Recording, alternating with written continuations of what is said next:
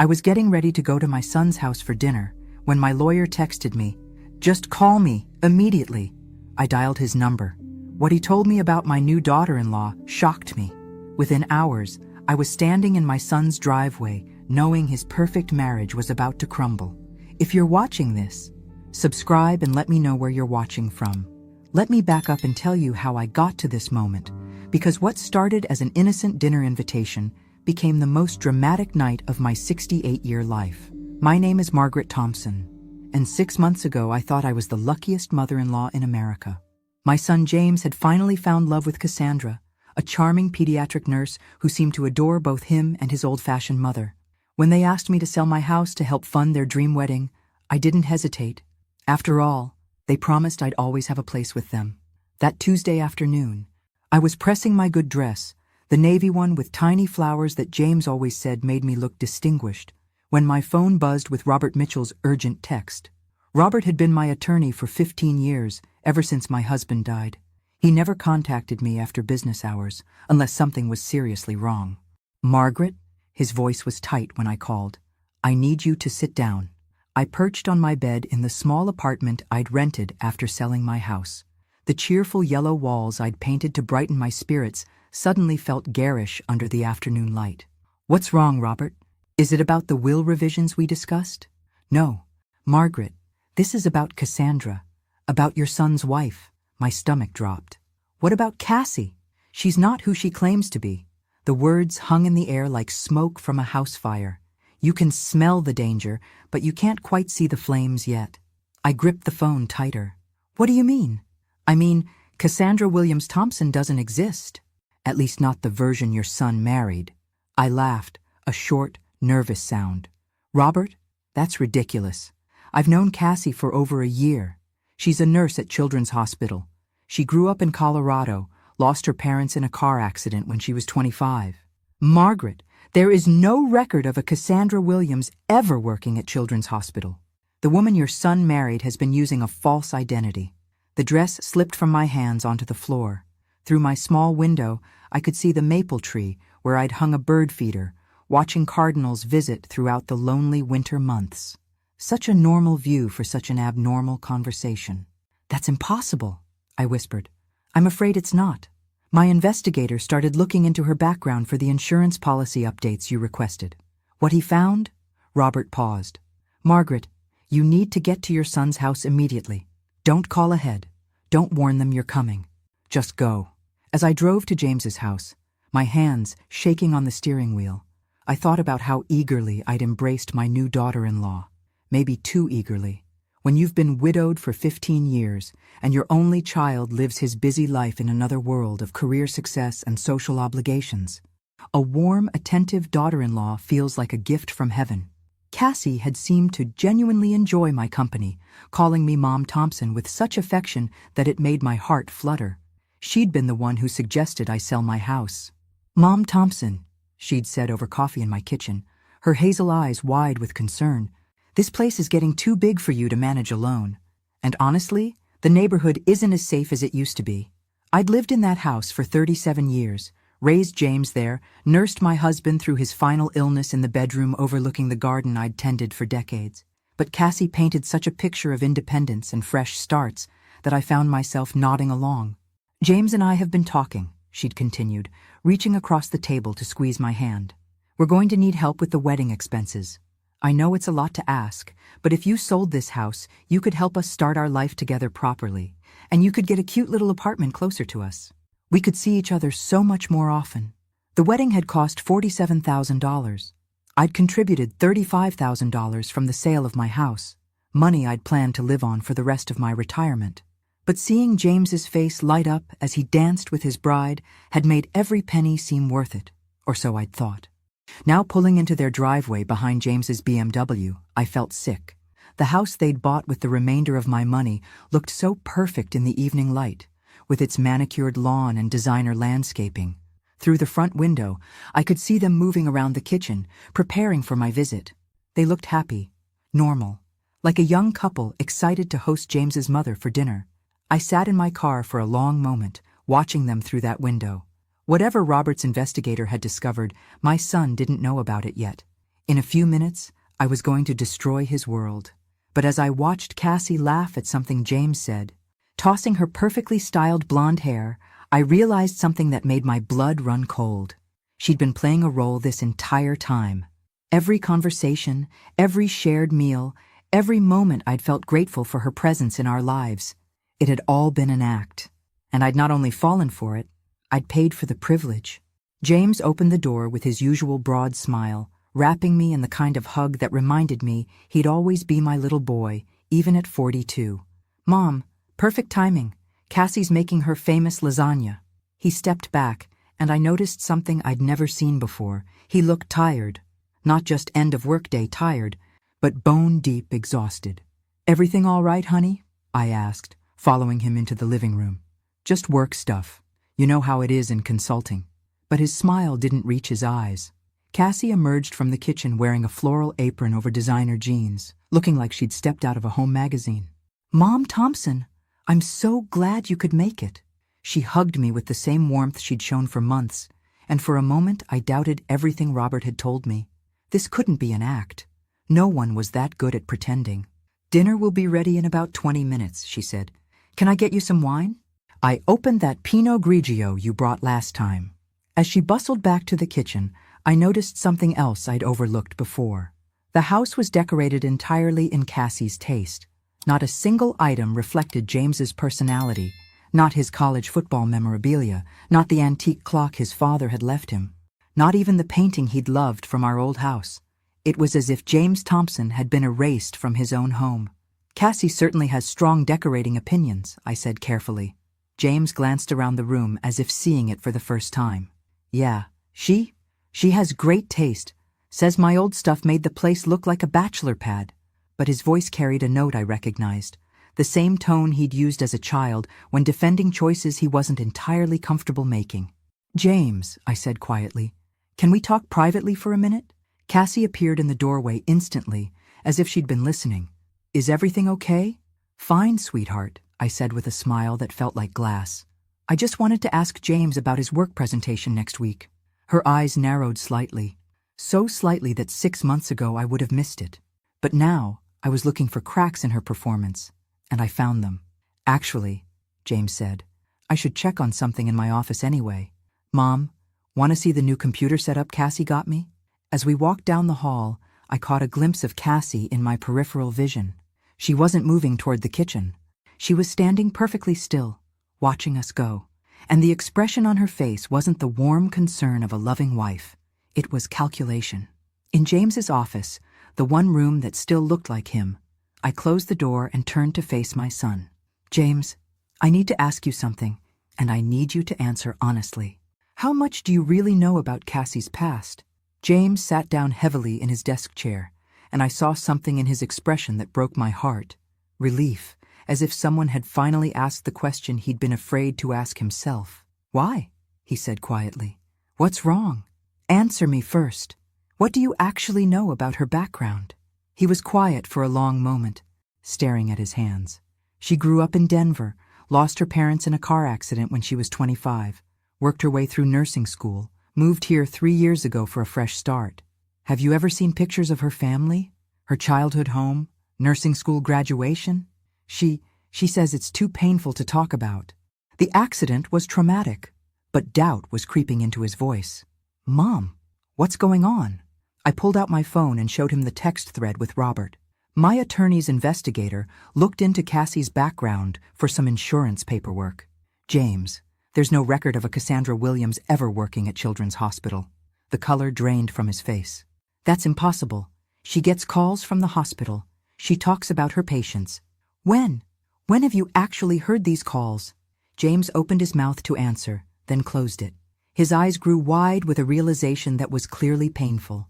She takes them in the other room.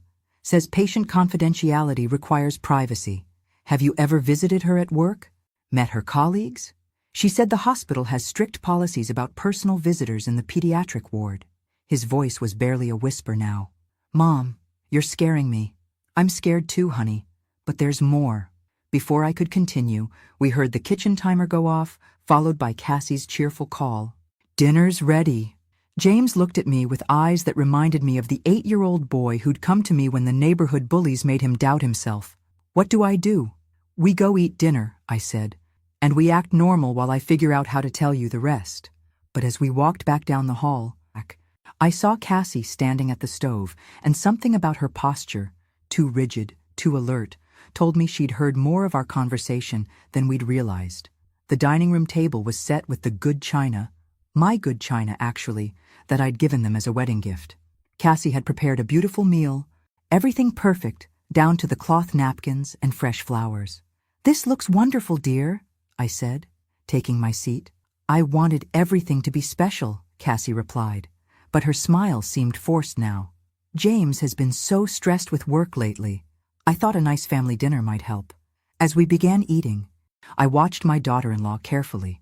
Every gesture, every expression, every word choice, looking for the woman Robert's investigator had discovered underneath the performance. And slowly, I began to see her.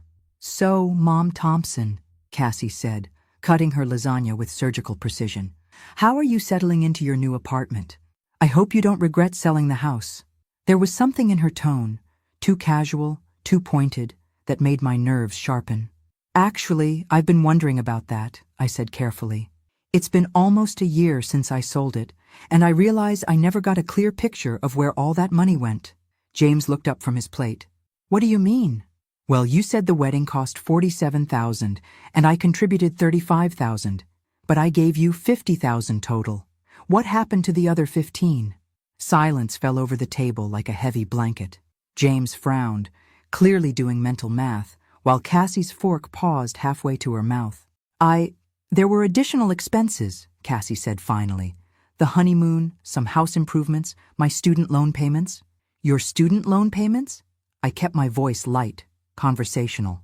"I thought you said you worked your way through nursing school." Another pause. I had to take some loans for the final year. My savings ran out." But James was staring at her now with growing confusion. "Cassie, you never mentioned student loans. When we applied for the mortgage, you said you had no debt." I watched the careful mask slip from her face for just a moment, long enough to see the flash of panic underneath. Then it was back in place, but not quite as perfectly as before. "I was embarrassed about the debt," she said, reaching for James's hand. "You were doing so well financially, and I didn't want you to think less of me." "But where are the loan statements?" James pressed.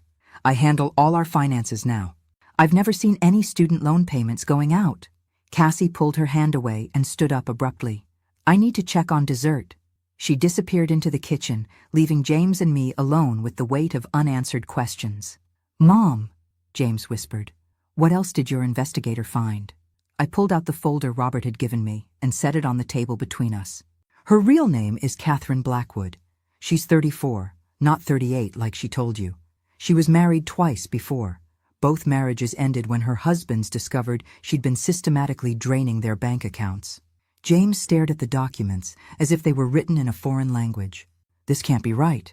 The woman you married is a professional con artist, James. She targets successful, recently widowed, or lonely men. She studies them, becomes exactly who they need her to be, marries them quickly, and then begins the financial extraction."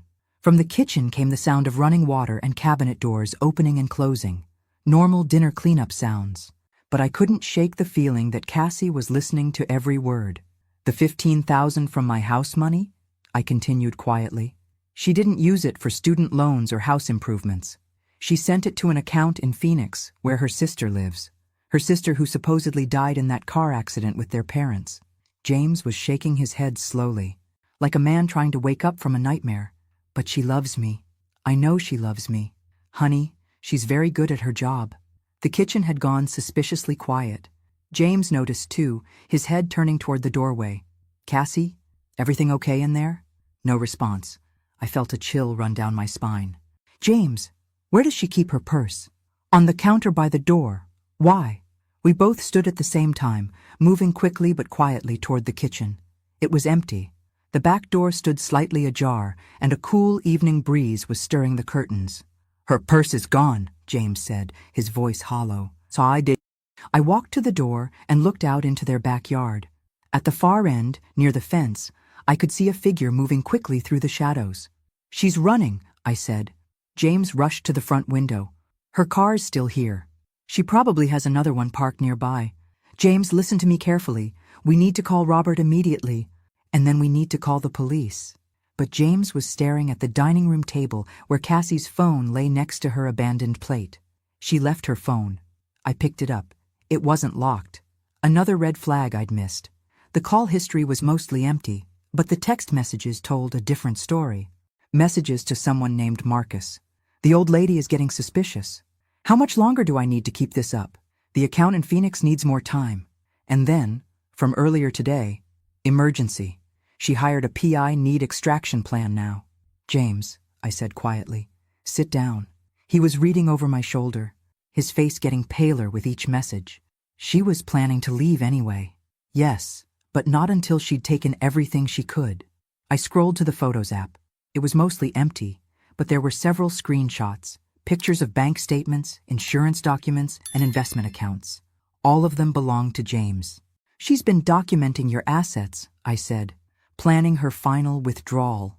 James sank into a chair, looking like a man who just realized he'd been living with a stranger. "How long do you think she was going to wait?" I thought about the timeline, about the way Cassie had been pushing for joint accounts, for access to James's retirement funds, for me to sell my house and contribute more money.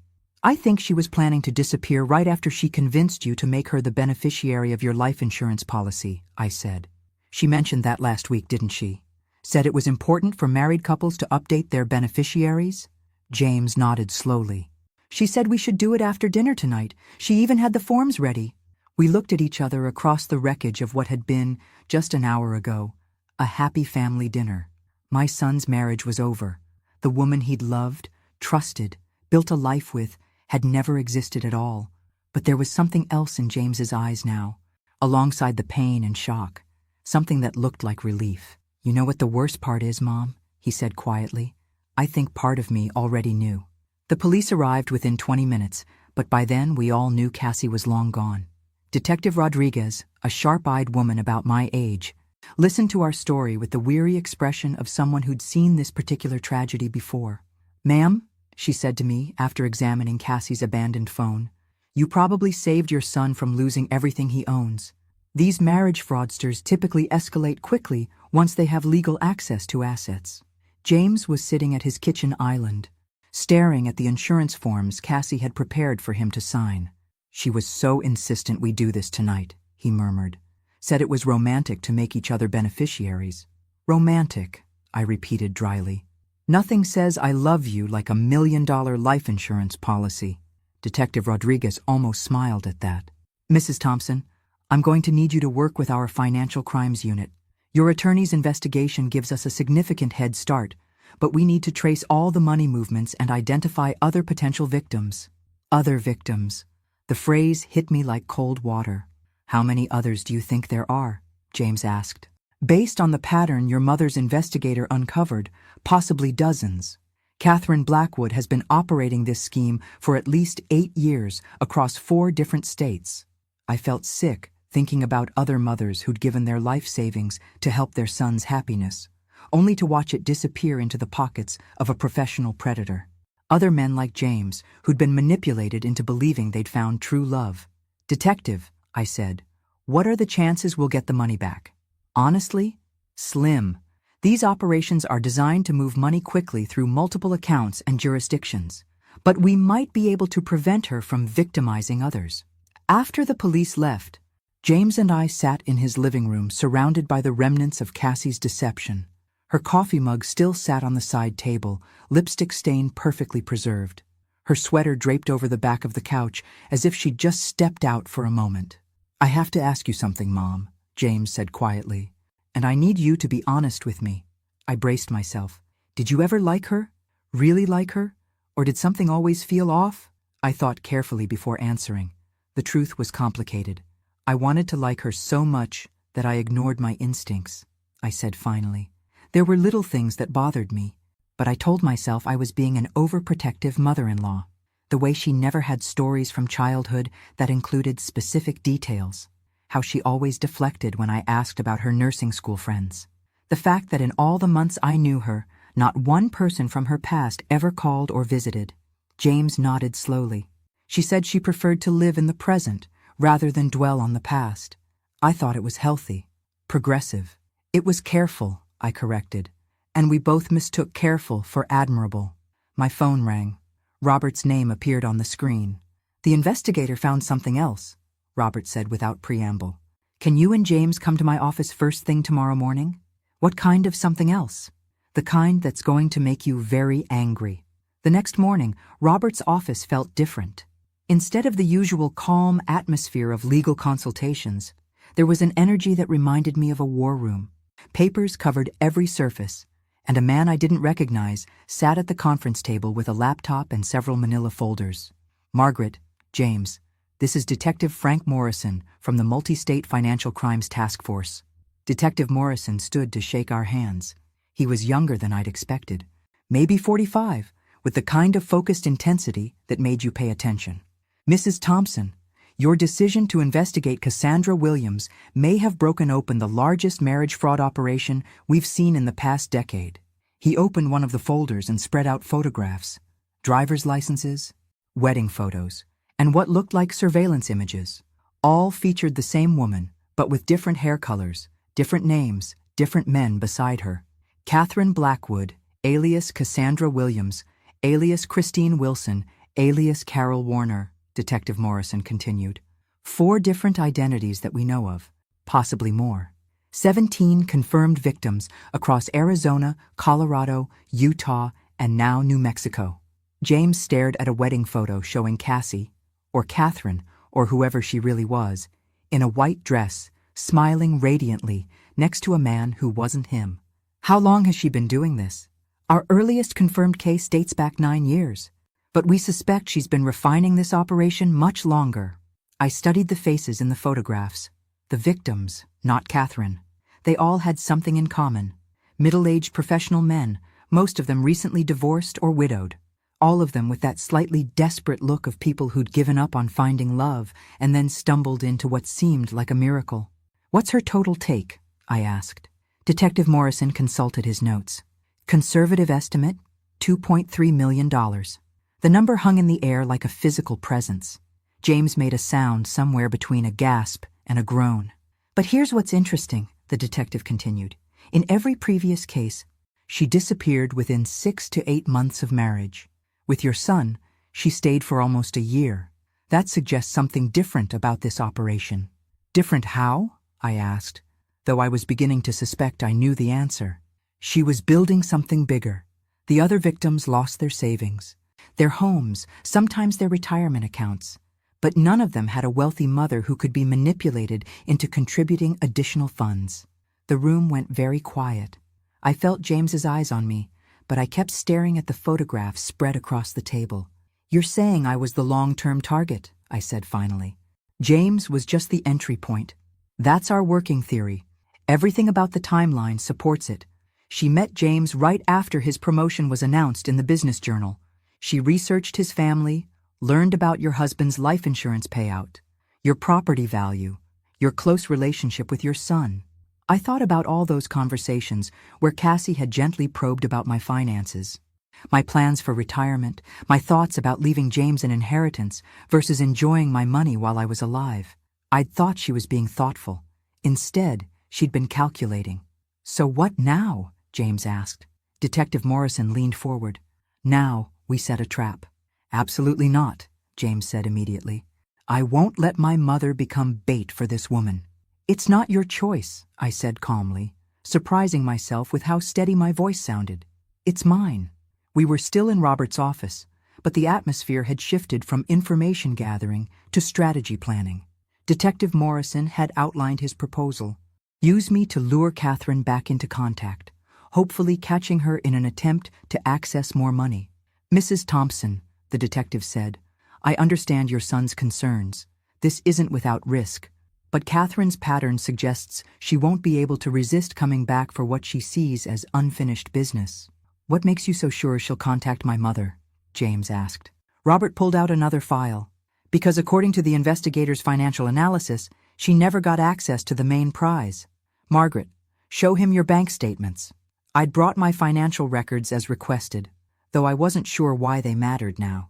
James looked at the numbers and frowned, and, "Mom, this shows you still have over $300,000 in savings and investments. I thought the house sale money was most of what you had. I let you think that because I didn't want you to feel guilty about accepting my help," I said. "But your father's life insurance and our retirement savings were substantial. The house money was extra." Detective Morrison nodded. "Catherine spent months setting up the perfect scenario to access these funds. She's not going to walk away from $300,000 without trying again." "But she knows we discovered her deception," James protested.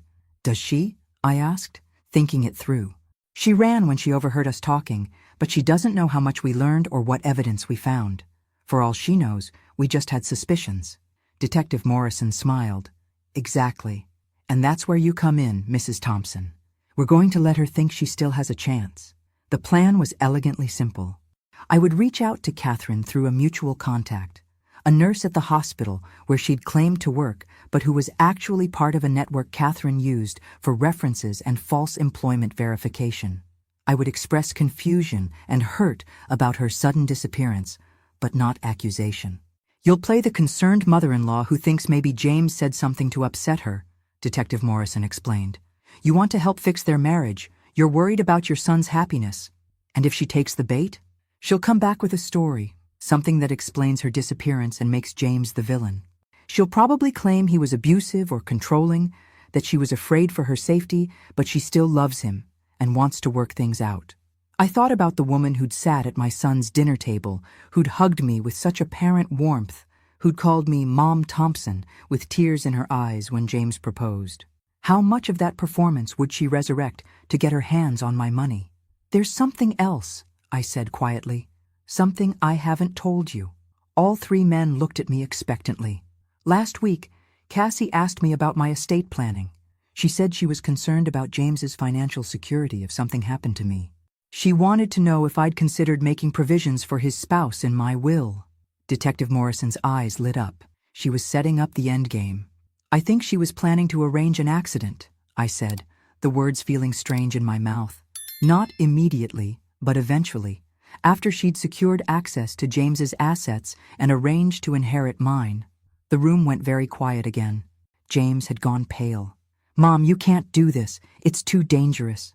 I looked at my son, my successful, intelligent son, who'd been completely fooled by a woman who saw him as nothing more than a stepping stone to his mother's bank account. "Honey," I said, "I've been handling dangerous situations longer than you've been alive. And right now, I'm the only chance we have to stop her from doing this to someone else's family." 3 days later, I was sitting in a coffee shop in downtown Santa Fe, waiting for Catherine Blackwood to walk back into my life. She'd responded to my carefully worded message exactly as Detective Morrison had predicted. Poor, frightened Cassie, devastated by James's sudden jealousy and controlling behavior, but desperate to save their marriage if there was any way to do it. She loved him so much, but she'd been scared. Could I possibly meet with her? Could I help her understand what had gone wrong? I'd agreed immediately, playing the part of the concerned mother-in-law who just wanted her children to be happy. The performance had felt natural, probably because part of it was still true. I did want James to be happy. I just wanted it to be with someone real. Detective Morrison and his team were positioned around the coffee shop, but I felt oddly calm sitting there alone. Maybe it was because I finally knew exactly who I was dealing with. The uncertainty had been worse than the truth. At exactly 2 p.m., she walked in. She looked different. Darker hair, less makeup, clothes that suggested struggle rather than success. But it was definitely the woman who'd stolen a year of my son's life and $50,000 of my money. "Mom Thompson," she said, approaching my table with tears already forming in her eyes. "Thank you so much for agreeing to see me." I stood and hugged her, the way a loving mother-in-law would, while internally marveling at her audacity. "Of course, sweetheart. I've been so worried about you." She sat down across from me, and I found myself studying her face with new eyes. Now that I knew what to look for, I could see the calculation behind every expression, the slight delay before each emotional response as she decided what reaction would serve her best. "I don't know where to start," she said, dabbing at her eyes with a tissue. "Everything happened so fast. James just..." He changed. He became suspicious of everything I did, every phone call, every friend. He started accusing me of things, saying I was lying about my past. What kind of things? I asked gently.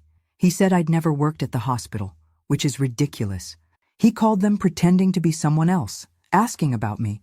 But of course they couldn't give out information about employees to random callers.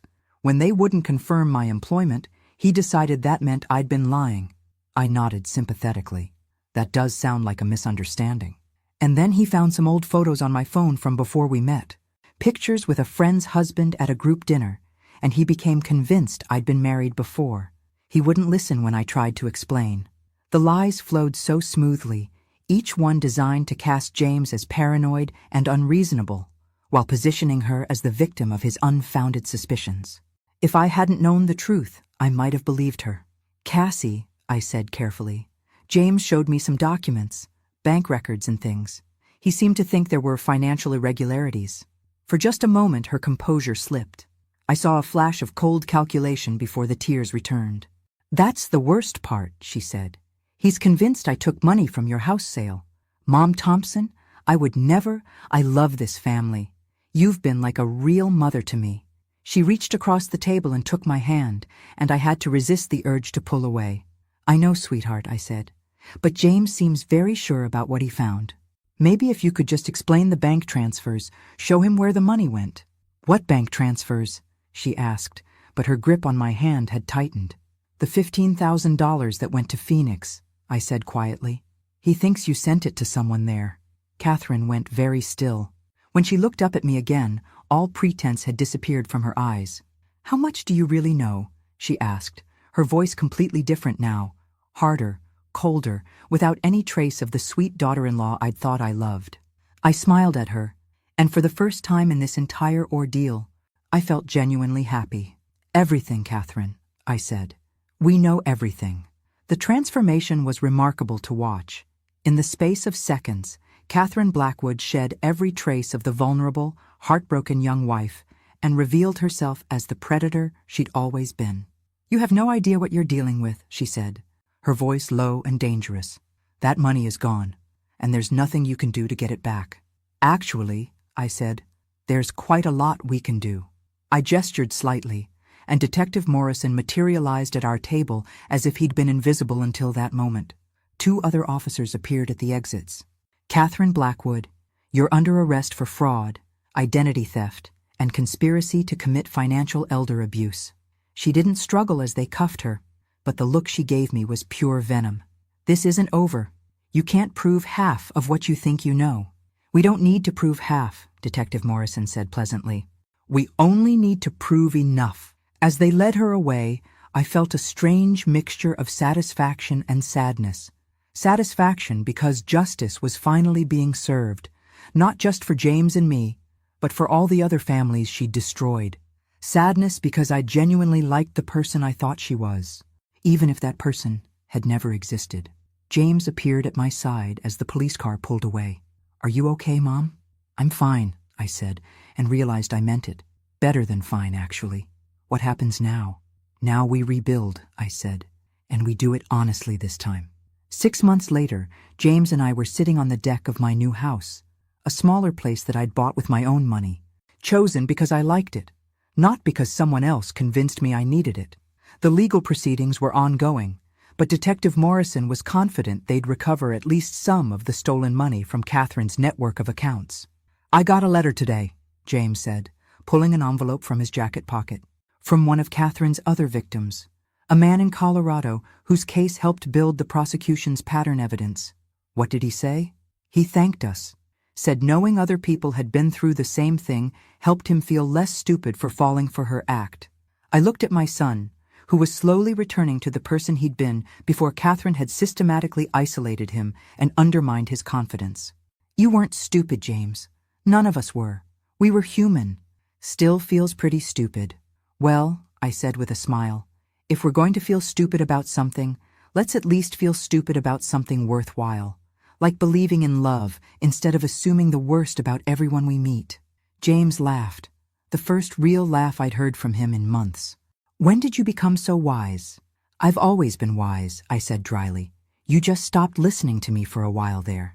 As the sun set over the mountains, I thought about the strange journey that had brought us to this moment. I'd lost money, but I'd gained something more valuable, the knowledge that I could trust my instincts, that I could take action when action was needed, and that sometimes the people trying to protect you need protection themselves. My phone buzzed with a text from Robert. Final restitution hearing scheduled. Looks like we'll recover about 60% of what was taken. I showed the message to James. That's better than Detective Morrison originally thought we'd get. What will you do with it? I considered the question. The money would be welcome, of course, but it wasn't what mattered most anymore.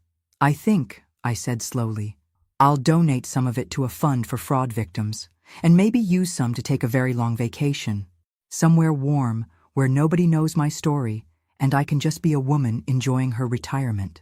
That sounds perfect, Mom. Want to come with me? James smiled. I thought you'd never ask. As we sat together in comfortable silence, I realized that Catherine Blackwood had inadvertently given me something valuable after all. She'd reminded me that Margaret Thompson was stronger, smarter, and more resilient than even I had remembered.